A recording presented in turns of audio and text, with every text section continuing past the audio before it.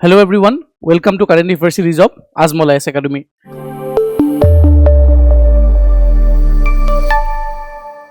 আমি প্ৰত্যেক উইকৰ কাৰেণ্ট এফেয়াৰ্স বিলাক আমি ৰিভাইজ কৰো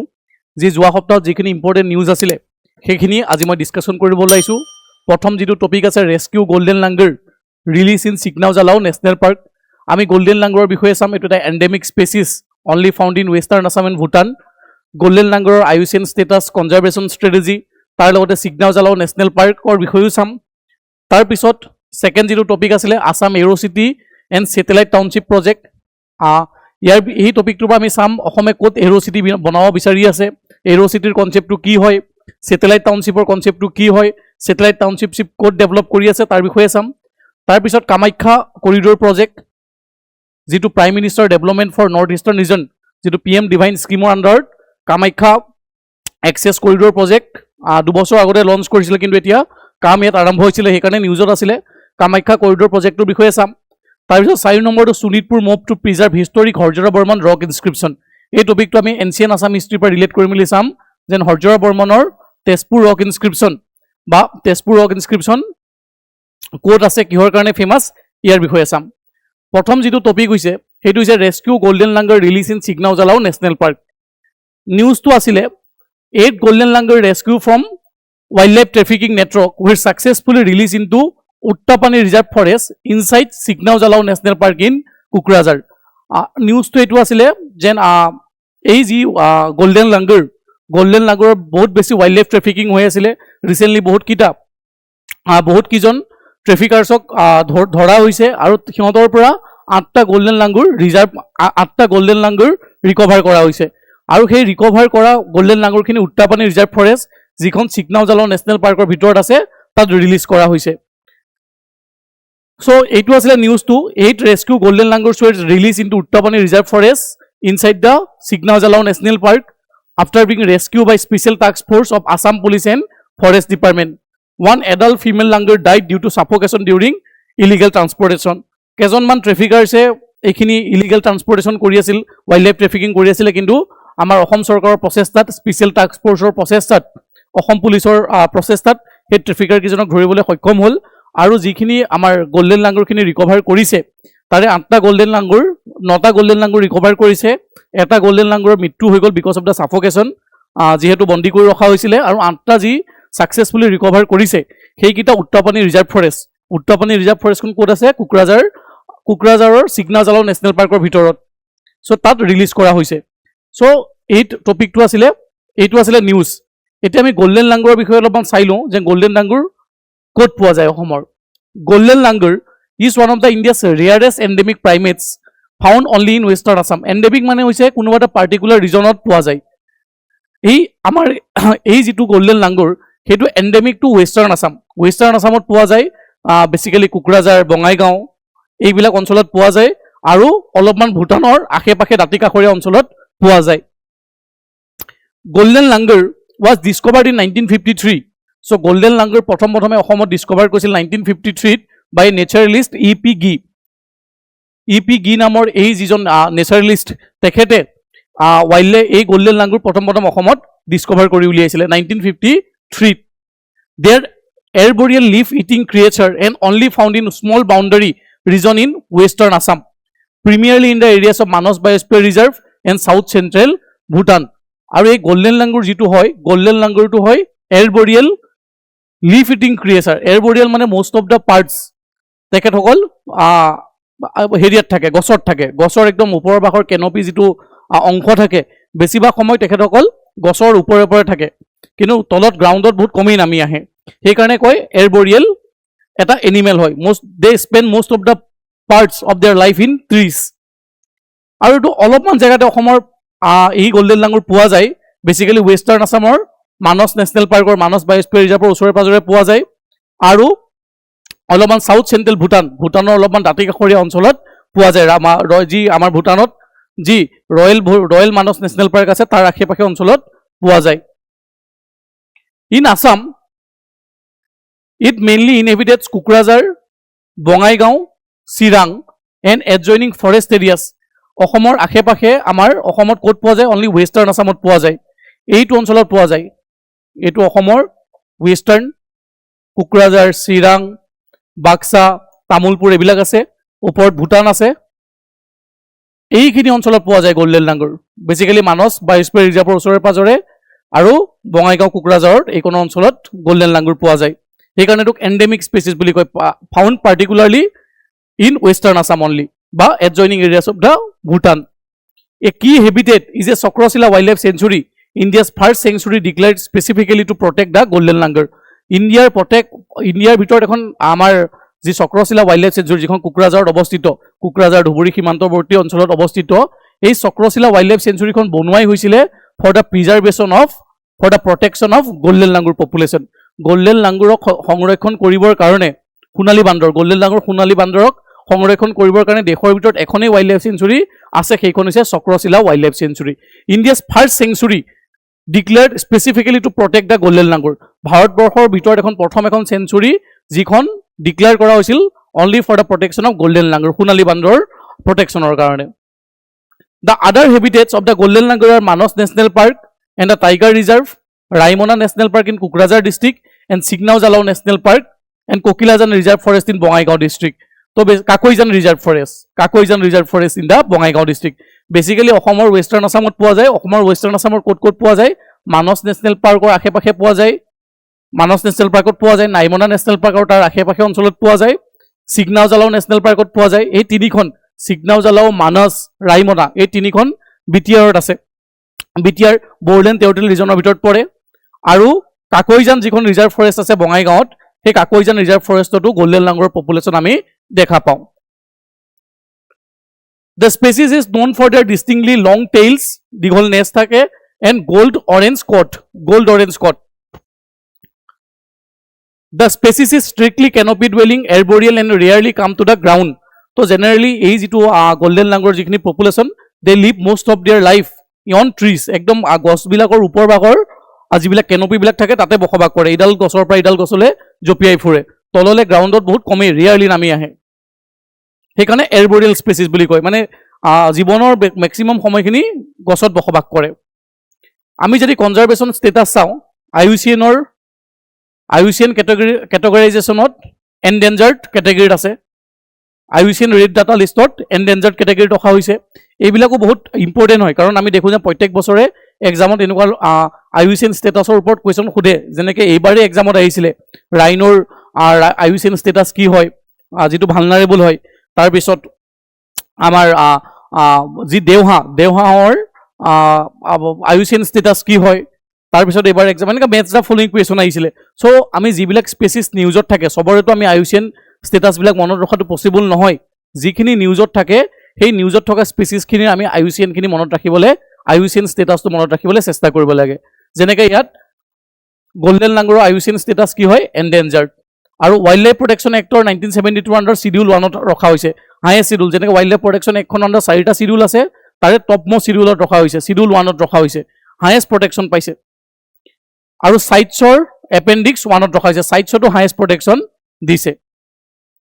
আমি যদি চাওঁ চিকনা জালাও নেশ্যনেল পাৰ্কৰ বিষয়ে যদি অকণমান চাওঁ, the 316.29 square kilometre area Chirang Ripu reserve forest was recognise as Sikna জালাও national park. Chirang Ripu reserve ফৰেষ্টৰ আশে পাশে বা তাৰ ওচৰে পাজৰে বা তাৰ ভিতৰৰ 316.29 কিলোমিটাৰ স্কোৱাৰ কিলোমিটাৰ যি এৰিয়া, সেই এৰিয়াটোক ৰিকগনাইজ কৰা হৈছে চিকনা জালাও নেশ্যনেল পাৰ্ক হিচাপে। মানে চিকনা জালাও নেশ্যনেল পাৰ্কৰ টোটেল এৰিয়া কিমান বুলি ক'লে 316.29 স্কোৱাৰ কিলোমিটাৰ। আৰু the Chirang Ripu reserve forest which was notified as Chirang Ripu elephant reserve and designated as MIKE sites. আৰু এই যি চিকনা জালাও নেশ্যনেল পাৰ্কৰ ভিতৰতে যিখন চিৰাং ৰিপু ৰিজাৰ্ভ ফৰেষ্ট আছে, সেই ফৰেষ্টখন এখন মাইক চাইটছৰ ভিতৰতো আছে। মাইকৰ ফুল ফৰ্মটো হৈছে monitoring of illegal killing of elephant. তো মাইক চাইটছ তেনেকুৱা আমাৰ গোটেই ভাৰতবৰ্ষত 10টা আছে। 10টাৰে মাইক চাইট, 2টা মাইক চাইট আমাৰ আছে অসমত। এটা হৈছে চিৰাং ৰিপু, যিটো আমাৰ কোকৰাঝাৰত অৱস্থিত, এইটো এটা মাইক চাইটছ হয়। আৰু এটা হৈছে দিহিং পাটকাই নেশ্যনেল পাৰ্ক, এইটো এটা মাইক চাইটছ হয়। Sikna Jhalao will become the 8th national park was declared by state কেবিনেটত 16 ফেব্ৰুৱাৰী 2025। এইখন একেবাৰে লেটেষ্ট নেশ্যনেল পাৰ্ক হয়, অসমৰ 8 নম্বৰ নেশ্যনেল পাৰ্ক হয়। অসমত এতিয়ালৈকে 8খন নেশ্যনেল পাৰ্ক আছে। অসমত এইফালৰ পৰা কাজিৰঙাৰ পৰা আৰম্ভ কৰি কাজিৰঙা, মানস, ডিব্ৰু চৈখোৱা নামেৰি তেনেকৈ কৰি 8খন নেশ্যনেল পাৰ্ক আছে আৰু 8 নম্বৰখন নেশ্যনেল পাৰ্ক হৈছে চিকনা উজালাও নেশ্যনেল পাৰ্ক তাৰ আগৰ যিখন 7 নম্বৰ নেশ্যনেল পাৰ্কখন আছিলে সেইখন আছিলে দিহিং পাটকাই নেশ্যনেল পাৰ্ক তাৰ আগৰখন আছিলে ৰাইমনা নেশ্যনেল পাৰ্ক আৰু আমি যদি লক্ষ্য কৰোঁ এই 8খন নেশ্যনেল পাৰ্কৰ ভিতৰত 3খন নেশ্যনেল পাৰ্ক আমাৰ বিটিআৰ বড়োলেণ্ড টেৰিটৰিয়েল ৰিজনত অৱস্থিত এখনটো হৈ গ'ল চিকনা উজালাও নেশ্যনেল পাৰ্ক এখন হৈ গ'ল মানস নেশ্যনেল পাৰ্ক আৰু এখন হৈ গ'ল Manas national park Sikhna Jwhwlao national park আৰু এখন হৈ গ'ল ৰাইমনা নেশ্যনেল পাৰ্ক এই 3খন নেশ্যনেল পাৰ্ক ক'ত লোকেটেড বিটিআৰ ৰিজনত লোকেটেড আছে it is situated along with India Bhutan border আৰু এখন যিখন চিকনা উজালাও নেশ্যনেল পাৰ্কখন ইণ্ডিয়া ভূটান সীমান্তৱৰ্তী অঞ্চলত আছে and stretches between the district of Kokrajhar and Chirang in the Bodoland territorial region আৰু এই যিখন চিকনা উজালাও নেশ্যনেল পাৰ্ক সেই নেশ্যনেল পাৰ্ক দুখন ডিষ্ট্ৰিক্টক কভাৰ কৰি মেলি আছে এখন হৈছে চিৰাং এখন হৈছে কোকৰাঝাৰ আৰু এই নেশ্যনেল পাৰ্ক ইণ্ডিয়া ভূটান সীমান্তৱৰ্তী অঞ্চলত অৱস্থিত আমি যদি চাওঁ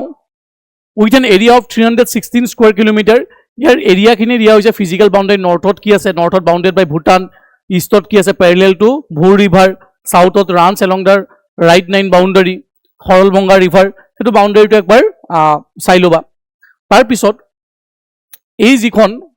with an area of 316.29 square kilometre is the third national park in the BTR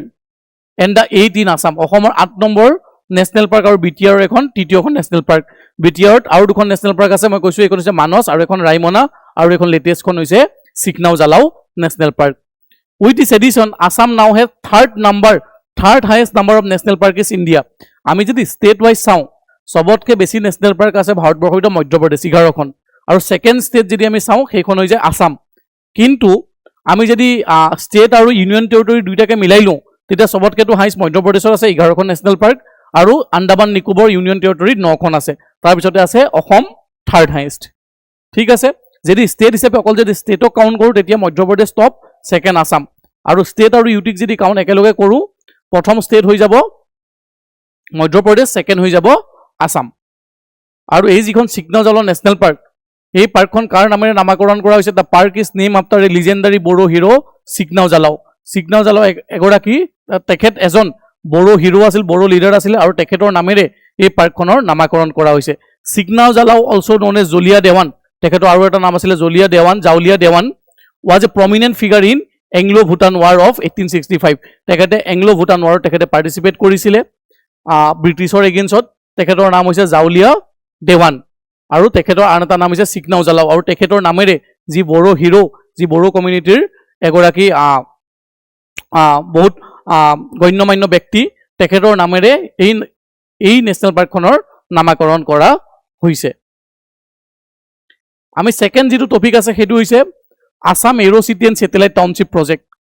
The proposed Aero City and Satellite Township Project near Guwahati have sparked calms among the residents of several villages in Kamrup district over possible land acquisition, livelihood loss and protection of tribal land rights. So etu amar newsot asil jen Aero City aru ji satellite township ji sarkare banabo goi ase tar folot land acquisition or khetrote hok বা তাৰ যিবিলাক local মানুহৰ যিবিলাক তাৰ আশে পাশে আছে এয়াৰপৰ্টৰ আশে পাশে আছে সেইবিলাক মানুহৰ যিবিলাক ট্ৰাইবেল মানুহ আছে ট্ৰাইবেল বেল্ট এণ্ড ব্লকত কিবা এফেক্ট পৰিব নেকি তাৰ ওপৰত নিউজটো আছিলে সো নিউজটো বৰ বিশেষ আমাৰ এক্সাম পাৰপছৰ পৰা ইম্পৰ্টেণ্ট নহয় কিন্তু আমি এক্সাম পাৰপছৰ পৰা আমাৰ ইম্পৰ্টেণ্ট হয়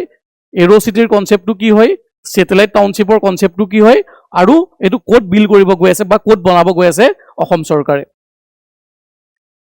এইটো নিউজটো আছিলে then proposed project will be developed in the Rani Bongra region under Polasbari and Ajara Revenue Circle near Lukopio Gopinath Borloi International Airport. Aru ei jikhon Aero City mane city which is located near airport. Airport or akhe pakhe jikhon city jot develop kora hoy tat cafeteria thakibo, office thakibo, public grounds thakibo, tar pisot shopping mall thakibo tenuka eta concept Aero City. Jibikhon city generally airport or kinarot located hoy build kora hoy. City located near airport. Here our airport code আছে লুকপিয় Gopinath Bordoloi airport আমাৰ এইফালে আছে আজাৰাৰ পৰা ধৰি ৰাণীৰ এই যিটো অঞ্চল এই অঞ্চলটোক এৰো সিটি হিচাপে ডেভেলপ কৰিব বিচাৰিছে আৰু আমি satellite town arrow city project around 6662 বিঘাস of land has been identified including about 2662 বিঘাস for aero city project and the remaining land for the satellite township Assam চৰকাৰে দুখন চিটি বনোৱাৰ কনচেপ্টৰ কথা ভাবি আছে এখন হৈছে এৰো চিটি প্ৰজেক্ট এৰো চিটি মানে হৈছে যেনেকুৱা এখন চিটি যিখন এয়াৰপৰ্টৰ কিনাৰত ডেভেলপ কৰা হয় ঠিক আছে তাত কেফেটেৰিয়া থাকিব পাব্লিক গ্ৰাউণ্ডছ থাকিব অফিচ থাকিব শ্বপিং মল থাকিব এখন মানে মডাৰ্ণ টাউনশ্বিপৰ এটা কনচেপ্ট আৰু সেটেলাইট টাউনশ্বিপ হৈছে এখন মেজৰ চিটি সাপোজ এখন গুৱাহাটী এখন মেট্ৰপলিটান চিটি তাৰ আশে-পাশে গুৱাহাটী মেট্ৰপলিটান চিটিক প্ৰেছাৰটো কমাবৰ কাৰণে তাৰ আশে-পাশে দাঁতিকাষৰীয়া অঞ্চলত তাৰ ওচৰে পাজৰে অঞ্চলত আৰু এখন চিটি ডেভেলপ কৰা হয় যেনেকৈ গুৰগাঁও যে classic example of satellite city দিল্লীৰ প্ৰেছাৰ কমাবৰ কাৰণে গুৰগাঁৱত সেটেলাইট চিটি বনোৱা হৈছিল ঠিক তেনেধৰণে আমাৰ গুৱাহাটীৰ যি প্ৰেছাৰ গুৱাহাটীৰ ওপৰত যিখিনি প্ৰেছাৰ পৰি আছে মানুহৰ পপুলেশ্যনৰ পৰা বা তাৰ যিখিনি ৰিচোৰ্চৰ ওপৰত প্ৰেছাৰ পৰি আছে সেইখিনি কমাবৰ কাৰণে অসম চৰকাৰে এটা ডিচিশ্যন লৈছে যেন গুৱাহাটীৰ যি ট্ৰেফিক্স বা গুৱাহাটীৰ যি আমাৰ ইক'চিষ্টেমৰ যিখিনি আমাৰ মানুহৰ যিখিনি ফুট হোলছ সেইখিনি কমাবৰ কাৰণে এখন জাগিৰোডত সেটেলাইট চিটি বনাব বিচাৰিছে আৰু এইখন যিখন এৰো চিটি এই এৰো চিটিখন ক'ত বনাব বিচাৰিছে এৰো চিটিখন বনাব বিচাৰিছে লোকপ্ৰিয় গোপীনাথ বৰদলৈ এয়াৰপৰ্টৰ কিনাৰত সো ইমানখিনি মাটি আইডেন্টিফাই কৰা হৈছে আৰু the aero city is propose to be develop by Adani group আৰু এইখন যিখন এৰো চিটি যিখন গুৱাহাটী এয়াৰপৰ্টৰ আশে-পাশে আমাৰ এই পলাশবাৰী আজাৰা এই অঞ্চলটোত হ'ব সেইটো ডেভেলপ কৰিব আদানী গ্ৰুপে আৰু যিখন সেটেলাইট টাউন হ'ব জাগিৰোডত যি গুৱাহাটীৰ প্ৰেছাৰ কমাবৰ কাৰণে কৰা হ'ব সেইখন কৰা হ'ব জাগিৰোডত আৰু এখন কোনে কৰিব গভৰ্ণমেণ্ট অফ আসামে কৰিব তাৰপিছত ইয়াত সেইবিলাক ইছ্যু আছে যেন এই যিখিনি আমাৰ কি বুলি কয় যিখিনি এৰিয়েল চিটি বা বনাবলগীয়া হ'ব বা তাৰ পৰা বহুত মানুহৰ পৰা লেণ্ড একুইজিশ্যন কৰিব লাগিব প্ৰপাৰ ৰিহেবিলিটেশ্যন হ'বনে নহয় তাত বহুতখিনি ট্ৰাইবেল ব্লকছৰ মাটি আছে সেইখিনি কেনেকৈ মানে কেনেকৈ লোৱা হ'ব কি প্ৰচেছ হ'ব তাৰ ওপৰত নিউজত আছিলে সেই নিউজটো বৰ বিশেষ আমাৰ কাৰণে ইম্পৰ্টেণ্ট নহয় আৰু এই যিটো আমাৰ যিখন আমাৰ হেৰি এৰিয়েল চিটি যিখন এৰো চিটিৰ বনোৱাৰ কথা কৈছে সেই তাত অলপমান মাটি আইডেণ্টিফাই কৰা হৈছে যিখিনি মাটি অলপমান ৰাভা হাছঙৰ ভিতৰতো পৰে সো মানুহখিনিয়ে এতিয়া অকণমান প্ৰব্লেমত পৰি আছে যেন মানুহখিনি তেখেতসকলৰ লেণ্ডখিনি গুচি যাব নেকি বা ভালকৈ কম্পেনচেট পাবনে নাই সেইবিলাক লৈ এইটো নিউজত আছিলে সো নিউজটো বৰ বিশেষ মই আকৌ কৈছোঁ ইমান ইম্পৰ্টেণ্ট নহয় ইয়াত আমাৰ এৰো চিটি বা সেটেলাইট চিটিৰ কনচেপ্টটো কি আমি বুজাটো দৰকাৰ সেইটো আমি বুজিলোঁ এৰো চিটি ক'ত বনাব গৈ আছে সেইটো আমি চালোঁ সেটেলাইট টাউনশ্বিপ ক'ত ডেভেলপ কৰিব বিচাৰিছে সেইটোও চালোঁ এৰো চিটি কোনে ডেভেলপ কৰিব আদানী গ্ৰুপে আৰু সেটেলাইট টাউনশ্বিপ কোনে ডেভেলপ কৰিব অসম চৰকাৰে ডেভেলপ কৰিব জাগিৰোডত এতিয়া আমি ৰাভা হাছঙৰ কাউন্সিলৰ বিষয়ে অকণমান আহিছে যেটো আমি ৰাভা হাছং কাউন্সিলৰ বিষয়ে অকণমান চাই লওঁ অট'নমাছ কাউন্সিলৰ বিষয়ে ৰাভা হাছং অট'নমাছ কাউন্সিলৰ কথা কিয় আহিলে কাৰণ যিখন এৰো চিটি য'ত বনাব গৈ আছে পলাশবাৰীৰ বা আজাৰা যিখিনি এৰিয়াত তাৰ কিছুমান অলপমান এৰিয়া য'ত আইডেণ্টিফাই কৰা হৈছে সেই এৰিয়াৰ কিছুমান অংশ ৰাভা হাছং অট'নমাছ কাউন্সিলৰ বিষয়ত ৰাভা হাছং স্বায়ত্তশাসিত অঞ্চলৰ ভিতৰতো পৰে সো সেইকাৰণে এইটো নিউজত আছিলে তো ৰাভা হাছং অট'নমাছ কাউন্সিলৰ বিষয়ে অলপমান চাই লওঁ It was constituted by Government of Assam in 1995 আৰু এখন ৰাভা হাছং যিখন অট'নমাছ কাউন্সিল হয় এখন কেতিয়া ক্ৰিয়েট কৰা হৈছিল 1995ত থ্ৰু গভৰ্ণমেণ্ট ৰিজলিউশ্যন অসম চৰকাৰে এখন বিল পাছ কৰি এখন এক্ট পাছ কৰি মেলি এইখন বনোৱা হৈছিল 99 এখন এই যি ৰাভা হাছং অট'নমাছ কাউন্সিল এখন 6 শিডিউলৰ আণ্ডাৰত নাহে 6 শিডিউলৰ আণ্ডাৰত আমাৰ তিনিখনেই আহে সেইখন হৈছে ৰাভা 6 শিডিউলৰ আণ্ডাৰত আহে ডিমা হাছাও কাৰ্বি আংলং আৰু বিটিআৰ তাৰপিছত তাক বাদ দি আমাৰ বহুত কিখন এনেকুৱা ষ্টেটুটৰী অট'নমাছ কাউন্সিলো বনোৱা হৈছে অসম চৰকাৰে তাৰ মাজত এখন হৈছে Rabha Hasong autonomous council statutory autonomous council মানে চৰকাৰে এক্ট পাছ কৰি অসম চৰকাৰে এক্ট পাছ কৰি মেলি বনাই সেইবিলাকক কোৱা হয় ষ্টেটুটৰী অট'নমাছ কাউন্সিল যেনেকৈ মিচিং অট'নমাছ কাউন্সিল এখন statutory autonomous council Sonowal Kachari এখন statutory autonomous council Moran Matak autonomous council statutory autonomous council হয় আৰু এই ৰাভা হাছং অট'নমাছ কাউন্সিলখন কেতিয়া বনোৱা হৈছিলে 1995ত হৈছিলে through a state legislative act for the economic, educational and socio-cultural and ethnic development of Rabha people and the other communities including Bodo, Garo, Hajong residing within its jurisdictions. So, এই ৰাভা হাছং যিখন এই অঞ্চলখন বা স্বায়ত্তশাসিত এই যিটো অঞ্চল বা এই যিখন কাউন্সিল এখন ক্ৰিয়েট কৰা হৈছিল 1995ত through a state legislative act আৰু এই কাউন্সিলখন ক্ৰিয়েট কৰাৰ যি মূলত উদ্দেশ্যটোৱে আছিলে সেই এৰিয়াটোৰ ৰাভা মানুহখিনিৰ বা তাত যিখিনি ট্ৰাইবেল মানুহৰ বসবাস কৰে বেলেগ বড়ো কমিউনিটিৰ মানুহ হাজং কমিউনিটিৰ মানুহৰ যাতে ইকনমিক এডুকেশ্যনেল ছ'চিঅ' কালচাৰেল আৰু ইথনিক ডেভেলপমেণ্ট কৰিব পৰা যায় আৰু এই ৰাভা হাছং অট'নমাছ কাউন্সিলৰ হেডকোৱাৰ্টাৰ ক'ত আছে দুধনৈত আছে গোৱালপাৰা ডিষ্ট্ৰিক্টৰ the Rabha Hasong autonomous council was created through N ordinary state legislative act এখন ordinary state legislative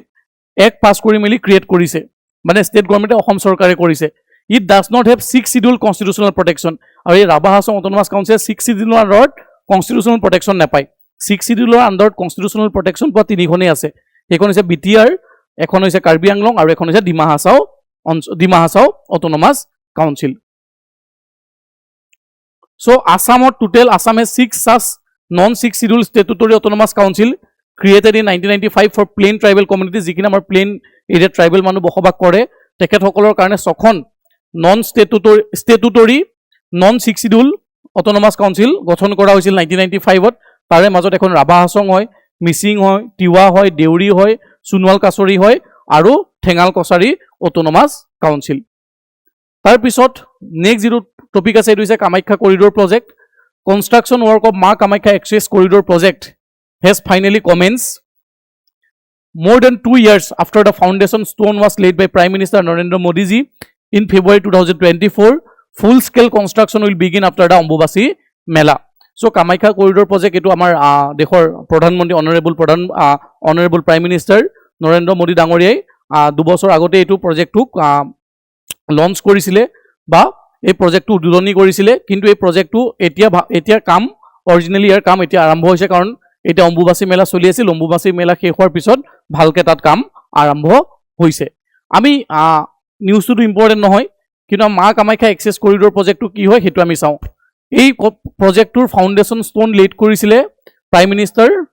of India honourable prime minister of India in February 2024 The project seeks to boost tourism and pilgrimage facilities by improving accessibility and visitors comfort. মানে আমাৰ যেটো Kamakhya temple খন এটা world heritage এটা pilgrimage site হিচাপে develop কৰিব বিচাৰিছে আৰু টুৰিজমটো যাতে আমি এটা ডেভেলপ কৰিব পাৰো পিলগ্ৰিমেজ বিলাকক যিবিলাক আমাৰ শৰণাৰ্থী তাত আহিব দৰ্শনাৰ্থী যিবিলাক আহিব সেই দৰ্শনাৰ্থী বিলাকক যাতে আমি ভাল ফেসিলিটি দিব পাৰো তেখেতসকলক ভাল এক্সেসিবিলিটি দিব পাৰো কামাখ্যা টেম্পললে আৰু ভিজিটৰ্স বিলাক যিবিলাকে ভিজিট কৰিব আহিব যিবিলাক দৰ্শনাৰ্থী আহিব তেখেতসকলক আমি যাতে এটা কমফৰ্ট দিব পাৰো তেখেতসকলে ভালকে কামাখ্যা টেম্পলটো চোৱাচিতা কৰি যাতে কামাখ্যা টেম্পলটো তেখেতসকলে কামাখ্যা টেম্পলৰ পূজা অৰ্চনা কৰি যাতে ভালকে তেখেতসকলে চাব পাৰে বা ভালকে তেখেতসকল আকৌ ঘূৰি যাব পাৰে তাৰ কাৰণে ব্যৱস্থা লোৱা হৈছে আৰু এই যেটো আমাৰ প্ৰজেক্ট যেটো আমাৰ কামাখ্যা মন্দিৰৰ যেটো এটো কামাখ্যা কৰিডৰ প্ৰজেক্ট এটো It designed on the lines of Kashi Vishwanath corridor ji Uttar Pradeshor Kashi Vishwanath mondir ase ba Kashi Vishwanath temple or nisna ki aru Mahakal look corridor in Madhya Pradesh Mahakal Uttar Pradeshor Mahakal aru Uttar Pradeshor Kashi Vishwanath aru Madhya Pradeshor Mahakal ji corridor tar pa inspire hoi mili tinukwa eta project tinukwa eta corridor project amar Kamakhya develop koribo bisarise aru kune implement koribo etu implement koribo Ministry of Donor mane Ministry of Development of Northeastern region আৰু এই প্ৰজেক্টটো কোনটো প্ৰজেক্টৰ under sanction কৰা হৈছে কোনটো স্কিমৰ under sanction হৈছে হেতু হৈছে PM-DevINE prime minister development initiative for north eastern region so ইয়াৰ পৰা আমি মনত ৰাখিবলগীয়া কথাটো হৈছে প্ৰাইম মিনিষ্টাৰ এই যেটো কামাখ্যা এক্সেছ কৰিডৰ প্ৰজেক্ট এটো কোনটো স্কিমৰ আন্ডাৰত ইমপ্লিমেন্ট কৰা হৈছে PM-DevINE স্কিমৰ আন্ডাৰত prime minister development for north eastern region যেটো স্কিম তাৰ আন্ডাৰত এটো ডেভেলপ কৰি থকা হৈছে আৰু এইটো কোনটো এজেন্সি ইমপ্লিমেন্ট কৰি আছে হেতু ইমপ্লিমেন্ট কৰি আছে ministry of DoNER ministry of development of north eastern region আৰু এটা সেন্ট্ৰেল সেক্টৰ স্কিম হয় যেটো ইউনিয়ন বাজেটত সেন্ট্ৰেল সেক্টৰ স্কিম মানে পুৰা যিমানখিনি পইচা ইয়াত খৰচা হ'ব অকল সেন্ট্ৰেল গভৰ্ণমেণ্টে কৰিব ষ্টেট গভৰ্ণমেণ্টে পইচা খৰচ নকৰে আৰু এটো ইউনিয়ন বাজেট 2022-2023 ত এনাউন্স কৰা হৈছিল